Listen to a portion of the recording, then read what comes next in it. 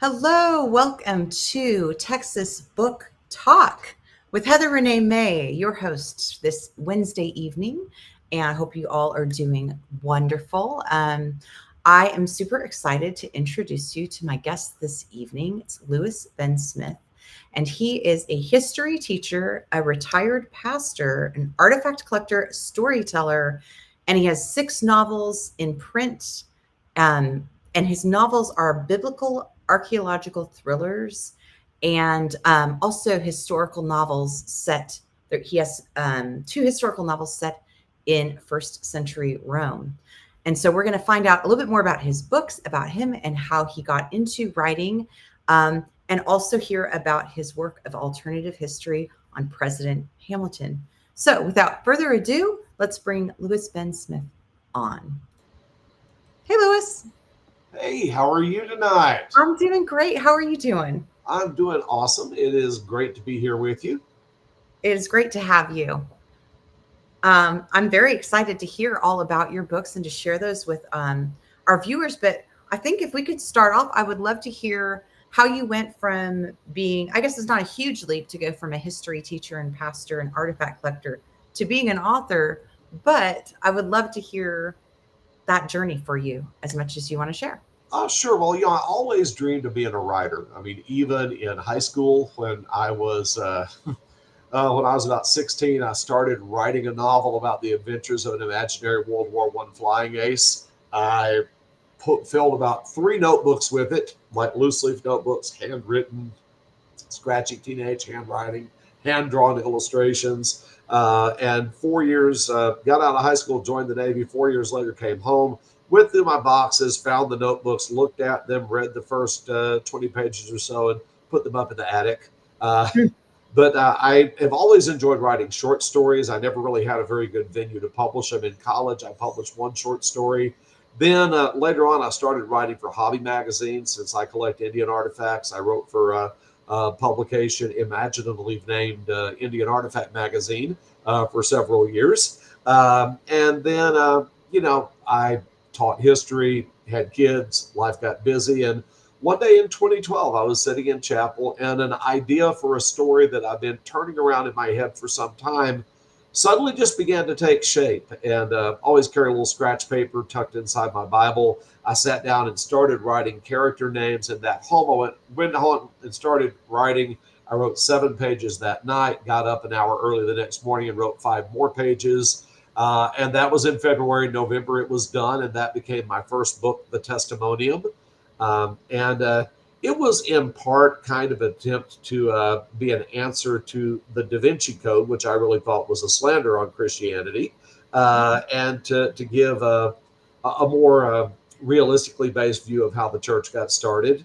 But anyway, that was my first book, and I started again almost right away because the story of the Testimonium was about a group of archaeologists finding the long lost report that Pontius Pilate filed to Rome about the crucifixion of Jesus of Nazareth. Well, and just a sec, I've got a copy here.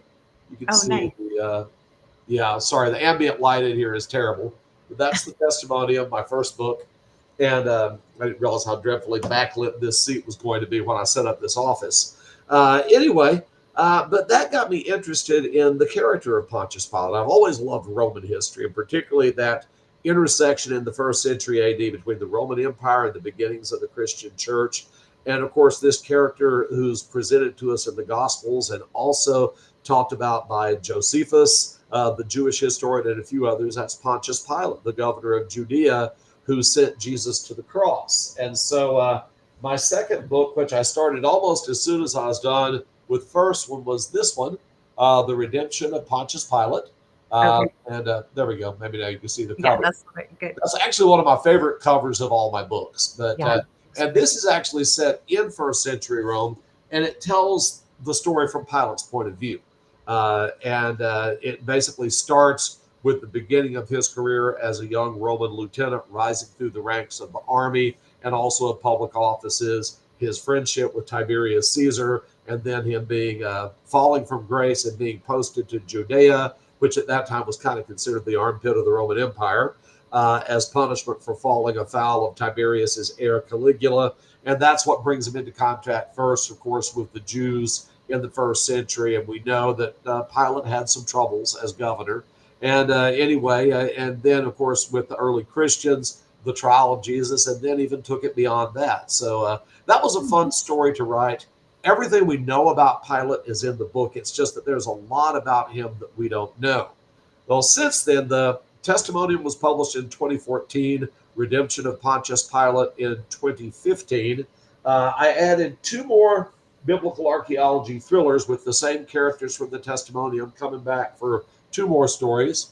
This one is called Matthew's Autograph, and it's actually set, the Testimonium was on the island of Capri in Italy. This one is set in the Negev desert of Israel. And then I brought those guys back one more time for this very cool adventure, which is set in Egypt right after the events of the Arab Spring in 2015, 2016. While I was writing this book, I actually got to go to Israel and visit some of the sites that I described in my previous two books. That was a whole lot of fun. But the Gnostic Library, really cool stories, some hostage drama, some cool archaeological discoveries, a little bit of romance. And so that, I call it my Capri Team trilogy because that's the nickname my archaeologists were given. I wrote one other historic novel set in ancient Rome, and that is this one, Theophilus. Okay, wait. Before we go into this one, let me ask you something about that first series, that first set of three. So is it part of like a series? Like they kind of are connected? They're interconnected in that they're about the same characters and they're in chronological order, but each one is a standalone story. So if you just want to grab the Gnostic Library and read it first, you won't get lost. It's not like a to be continued at the end of each one. Each one's a self-contained story, but they are about the same characters. So now, so obviously these are historical fiction, right? So how did you blur the lines between actual history, biblical history, or archaeological history, and then in the Capri Team series, for example, we know Pilate filed a report to Rome because one of the second century church fathers, Justin Martyr, actually referred to it in a letter that he wrote to the Emperor Antoninus Pius. The real testimonium of Pilate has been lost for 2,000 years. So I imagine what it'd be like if they found it. But like I said, the document itself probably gone forever. And then in the Gnostic Library, as the name implies, they discover a library of Gnostic writings. There have been some such discoveries in Egypt, most notably the one at Nag Hammadi, which had parts of, I think, 8 different Gnostic books. My library was a little bit bigger. Unfortunately, we'll never know what all was in it because of some of the events that unfolded in the story.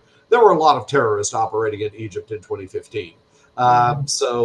Anyway, that one, like I said, the discoveries were fictitious. It was mainly just a kind of Indiana Jones meets Dan Brown sort of storylines in those 3 books, if Dan Brown actually believed the New Testament were true. Nice. Okay. I'll let you continue on to the next. Of course, I think people just showed up. I hope you can't hear outside. I think mowers just showed up. So. Oh, well, I've got an air conditioning window unit going behind me, so hopefully that's not bleeding through either. Anyway, this is Theophilus, A Tale of Ancient Rome. Now, this is set about 10 years after the time of Pilate. It happens during the reign of Claudius Caesar and Nero, the middle of the 1st century. And this was during the time when Peter and John and the other apostles were going through the Roman Empire, spreading Christianity along with Paul and the others. And Theophilus in the Bible is the man that Luke dedicated his gospel to. But we don't know anything about him. In the Bible, he's a name without a story. So whereas with Pilate, there's a lot of historical information about the real Pilate, and I worked all of that into my story and then just filled in the missing pieces. With Theophilus, the events that he participates in are real in terms of the drama surrounding Claudius Caesar and his death and Nero's accession to the imperial throne. But my main character is fictitious. So you're seeing church history and Roman history through the eyes of a man who is simply based on a name that occurs in the New Testament, but we don't really know anything about him.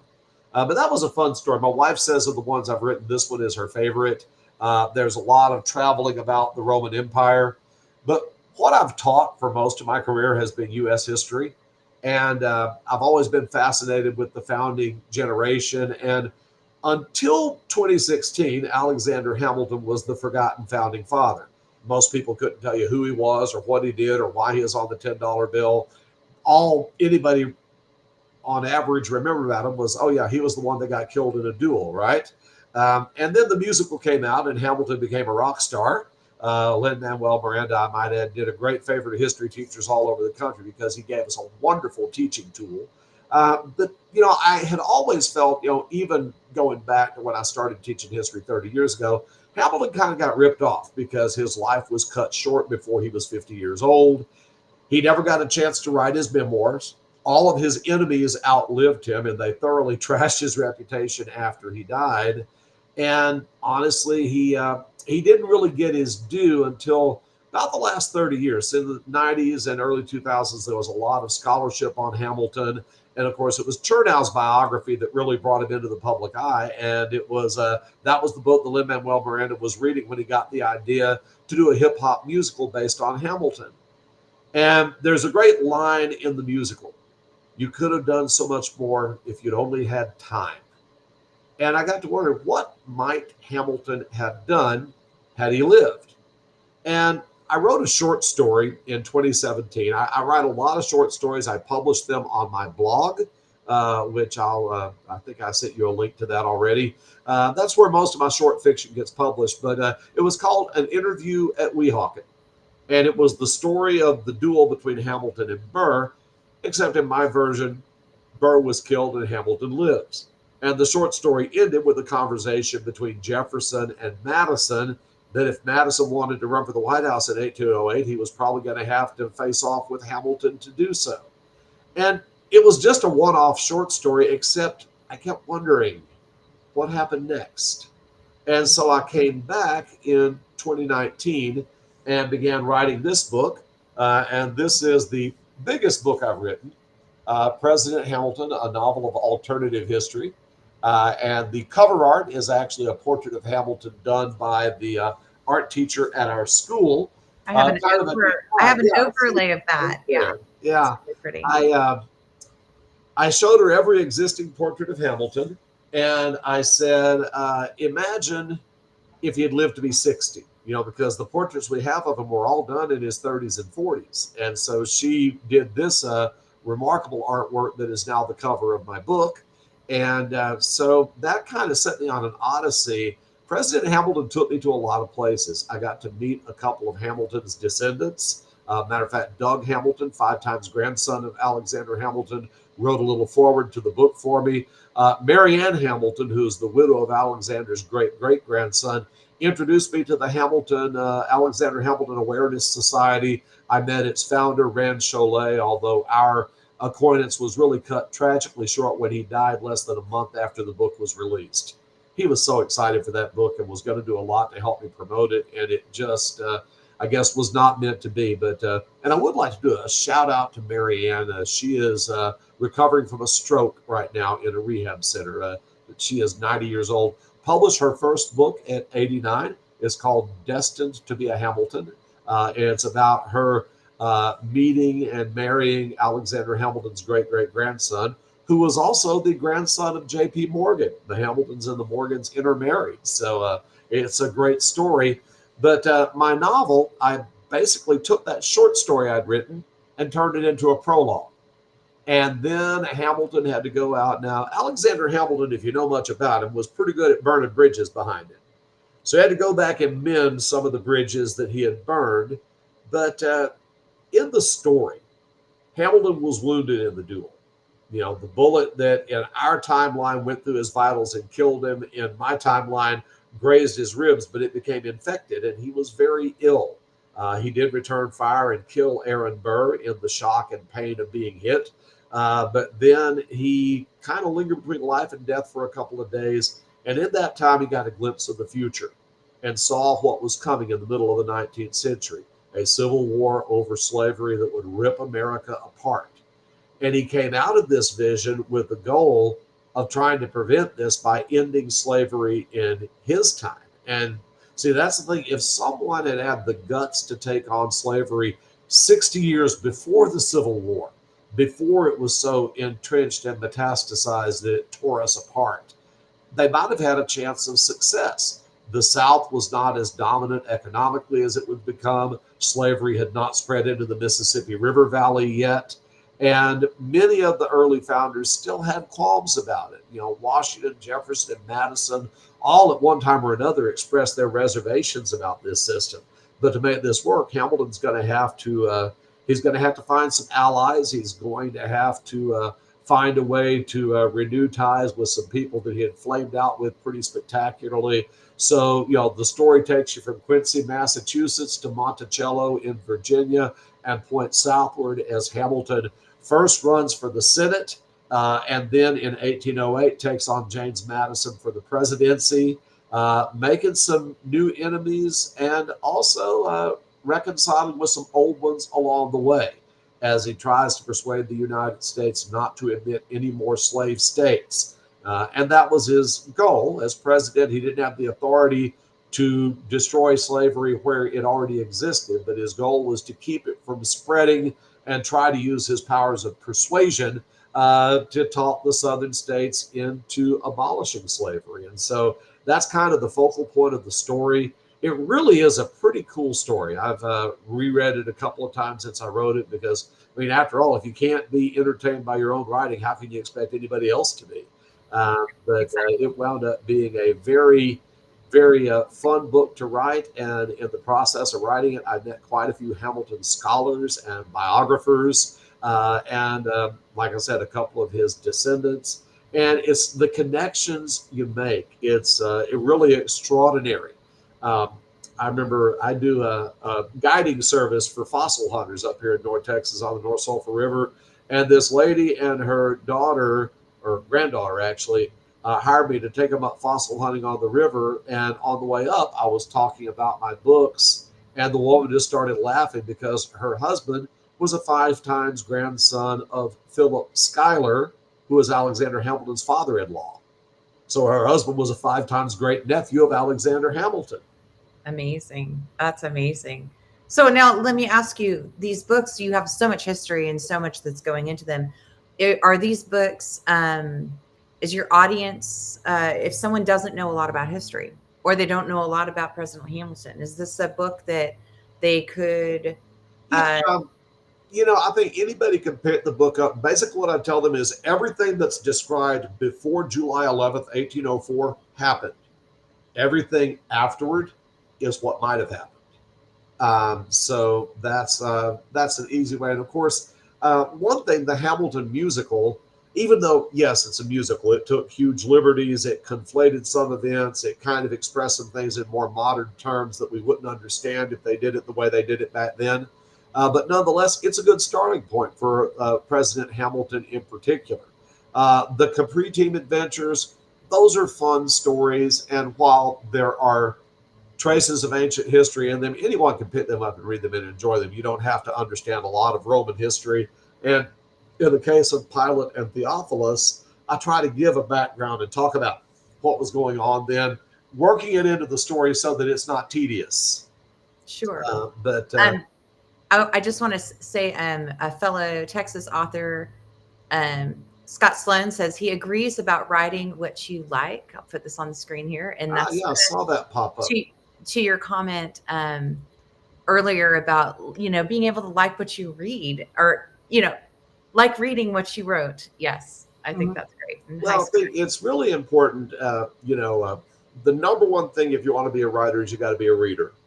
Hmm. Know what you like and what you don't like. I mean, Stephen King says that if you don't read, then you have neither the tools nor the necessary background to write. And I'm a pretty voracious reader.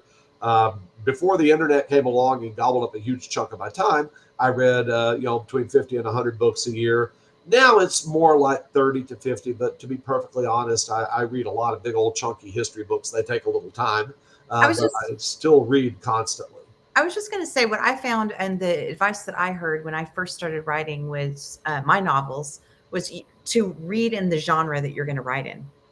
So I Mhm. think there's a lot to that too, is that you kind of learn when you decide, like for me, just writing the Texas Wine Trail series. It's That's a very, very common thing too, is because people like historical fiction writers, okay, all too often they do a minimal amount of research, and what they give you are basically 20th century characters walking around in costume, but their values and their cultural traditions and even their speech isn't reflective of the time in which they live. I remember a few years ago, somebody gave me a book. They just brought a sack of books up to the church where I was pastoring at the time that were cast offs, and said anybody could take one. And there was a book about the writing of the Gospels in there, like, historical fiction about Paul and Luke and all of this. And as I was reading the book, Paul is talking to one of the other apostles, and he used the word okay. And I'm just like, no. I mean, I realized they would have probably been speaking Koine Greek and not English, but that's such a jarringly modern usage. It just took me right out of the story. And a lot of historical fiction writers get sloppy with their dialogue, or just they throw in anachronisms. So I try to be true to the primary sources and actually present things that were at the very least plausible, and avoid big anachronisms and dialogue that doesn't even fit the time and things like that. Sure, that makes sense. So then that leads me to our writing tip. Do you have a tip for writing for someone who's listening or watching that has always, like you, wanted to write a book since they were younger and maybe hasn't gotten to it yet? Oh gosh, one of my favorite movies from the 80s. You may have seen it, Throw Mama from the Train. It's a Mhm. comedy, but it's about writing. But there's a line in there that Billy Crystal gives to his composition class. He says, "A writer writes always. You're never going to write anything if you don't sit down and start writing." And now there's different kinds of writing. There's guys that outline everything, like they have the whole book outlined from chapter one all the way to the epilogue and what they're going to write. I couldn't do that if I tried. I'm a seat of the pants guy. I hop on the back of the story and go wherever it takes me. Stephen King once said something. Stephen King wrote a really good book that's simply called On Writing, Mhm. which anyone who's going to embrace writing as a craft, even if you don't like Stephen King's horror stories, the man knows a thing or two about writing. And he used a phrase once that said, "You just open the hole in the keyboard and fall in." And that's the thing. When you create a story, go where the story takes you. Just let it suck you in. And, sometimes you don't know how the story's going to end. That's okay. Go ahead and start it. Yeah. Okay. Because the story itself will guide you. And you reach a point in the writing of a story where it's just clawing at the inside of your head trying to get out. And that's a magic moment when you hit that point where the story gains critical mass and suddenly you can't make enough time for writing. I'm still a full-time teacher, but I know my last couple of books, I'll be honest, storing things in the cloud is great because I can catch up on my grading in my conference period, or put it off till tomorrow, and open up my story in the cloud and or write another 5 or 6 pages in between classes sometimes. Now Don't, the thing about don't tell pants my boss about that.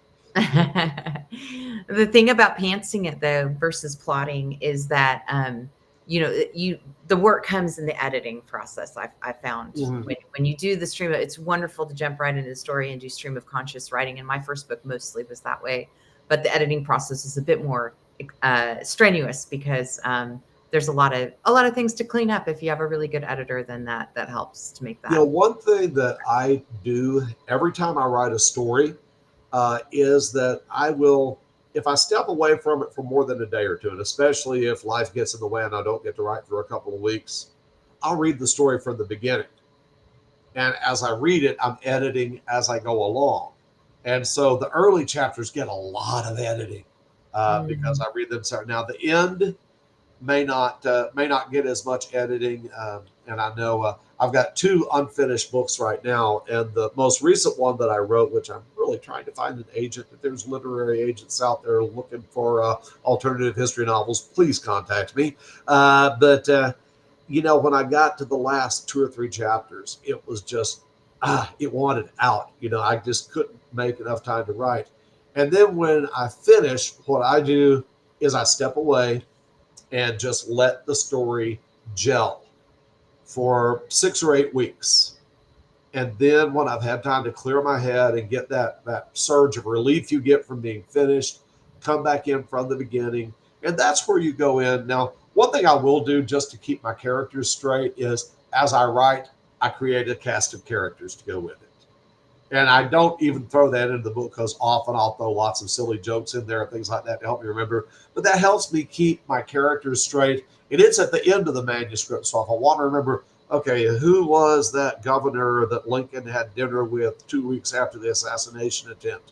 I just scroll down and my cast of characters is right there where I left off.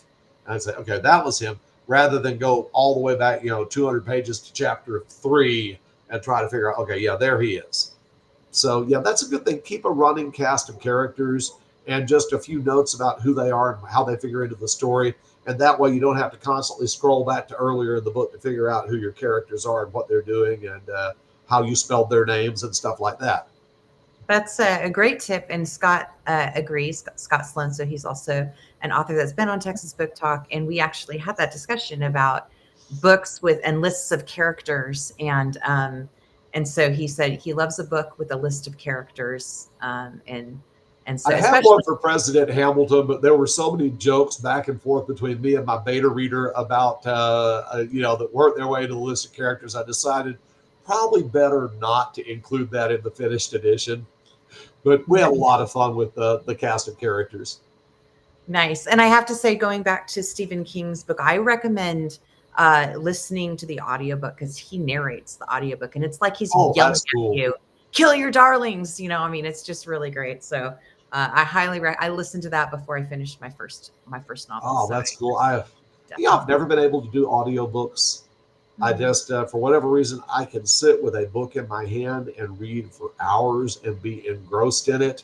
But if I try to listen to one, I guess it's my ADHD, a million and one distractions. Yeah, yeah, it happens for sure. Well, listen, we're rounding this out. We're getting already to the end of our half hour. It went so quick, but I Wow, that was wanted fast. it's very fast, but I love everything you've shared. And so I want to make sure that people who are tuning in that they know how can they best find. First, I'm going to put up the beautiful artwork cover that was done for your latest book, President Hamilton. It's an alternative history. Um, Lewis or Indy.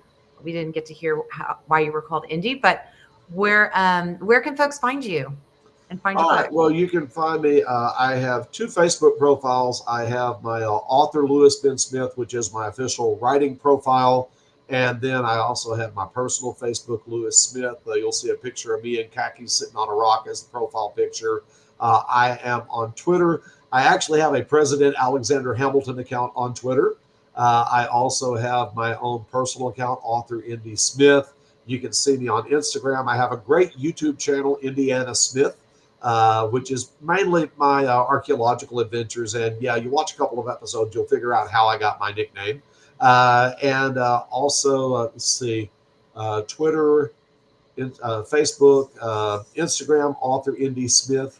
I have a pretty big online footprint. I also have a personal website, author website, lewisbensmith.com, which has links where you can get all of my books. And thank you, Scott. I see several comments that he's put up there. Always nice to get some interaction from the audience while we're doing this. So Yeah. anyway, yeah, I'm not too hard to find. Awesome. Awesome. Well, thank you so much. And definitely, yeah, Scott is another excellent author here in Texas. So you should try to follow each other, maybe share some more tips. But uh, Lewis, it's been so great getting to talk to you. I feel like your work has such a depth and there's so much going on that we could really have spent an hour on just one of your novels. So I'm very excited. I hope folks will get Well, let me to. know if you ever want me back for a return visit. I've thoroughly enjoyed myself here. Okay, good. Thank you so much. And I'll be sure to share out with everyone. This is on Facebook and Instagram Live, but we will also be sharing out a link on YouTube to make it evergreen so you can All watch right, it great. whenever Yeah, you shoot me want. that YouTube link and I will share it all over the place. I will definitely do that. All right, Lewis. Well, thank you so much. I hope you have a great evening. And thank you to everyone tuning in and Scott, everyone who made comments. We'll We'll see you again next week. Texas Book Talk. I will be bringing to you Tanya Kappas, and she is an amazing author who writes murder mysteries, usually in RV parks, and she has literally, I think, hundreds of books. So very excited to bring her to Texas Book Talk, and you'll find out more about her and her work. So anyway, have a great Wednesday, and we'll see you next week.